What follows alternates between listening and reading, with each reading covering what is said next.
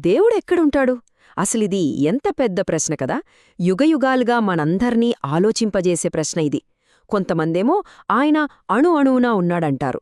మరికొంతమందేమో కాదు, ఆకాశానికి ఆవలెక్కడో ఉన్నాడంటారు.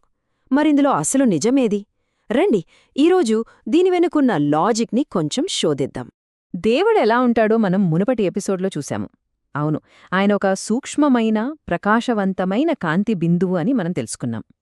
సరే, మరి ఇంత సూక్ష్మమైన స్వరూపం కలిగిన ఆయన అసలు ఎక్కడ నివసిస్తాడు? ఆయనుండే చోటెక్కడా? ఇక్కడే అసలు ప్రశ్న మొదలవుతుంది.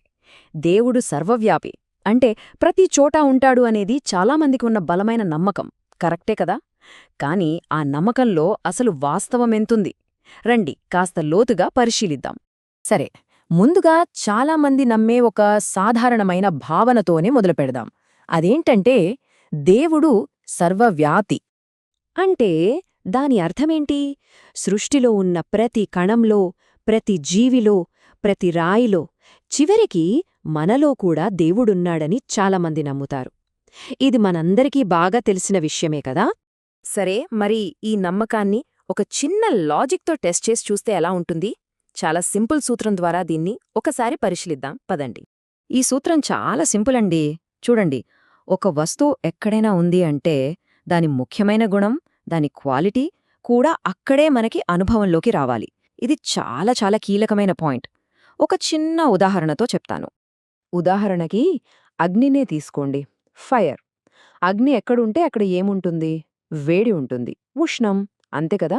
మనం అగ్ని దగ్గర కూర్చొని అబ్బా చలేస్తోంది అని అనగలమా? అనలేం.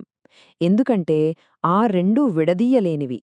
ఇప్పుడు ఇదే లాజిక్ని మనం దేవునికే అప్లై చేసి చూద్దామా?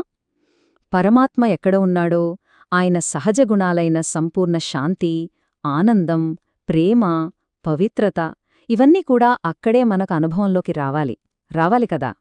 ఓకే, లాజిక్ ప్రకారమైతే దేవుడున్న ప్రతిచోట శాంతి, ఆనందం ఉండాలి. అంత బాగానే ఉంది. మరి నిజ జీవితంలో మనకెదురయ్యే అనుభవమేంటి? ఇది మనం కాస్త ఆలోచించాల్సిన ప్రశ్న. ఒకవేళ దేవుడు నిజంగానే సర్వవ్యాపి అయితే, అణువున ఆయనే ఉంటే, ఆయన గుణాలైన శాంతి, ఆనందం మనకెల్లప్పుడూ ప్రతిచోటా ఎందుకు అనుభూతిలోకి రావడం లేదు? ఆలోచించండి. ఒక్కసారి గుర్తు చేసుకోండి. పరమాత్మనేమంటాం? శాంతిసాగరుడు, ఆనందసాగరుడు, ప్రేమసాగరుడు అంటాం. అంటే ఇవన్నీ ఆయన సహజ గుణాలన్మాట. సో ఆయన ఎక్కడ ఉంటే ఇవి అక్కడ తప్పకుండా ఉండి తీరాలి. కాని వాస్తవంలో మన చుట్టూ ఏం కనిపిస్తోంది? చూస్తే అంతటా దుఃఖం, అశాంతి, అన్యాయం, అధర్మం ఇవే కదా వ్యాపించి ఉన్నాయి.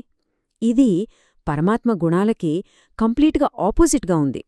అంతేకాదండి, కొంచెం ఆలోచిస్తే కష్టాల్లో ఉన్నప్పుడు ప్రజలు ఎలా ప్రార్థిస్తారు?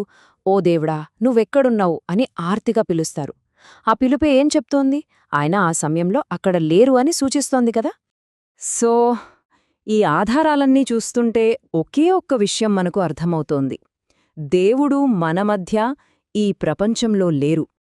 అలాంటప్పుడు అసలు ప్రశ్నేంటంటే, ఆయన నిజమైన నివాసం ఎక్కడ ఉంది? ఆయనెక్కడ్నుంచి మనల్ని గమనిస్తున్నాడు? దీనికి సమాధానం కొంచెం ఆశ్చర్యంగా అనిపించొచ్చు.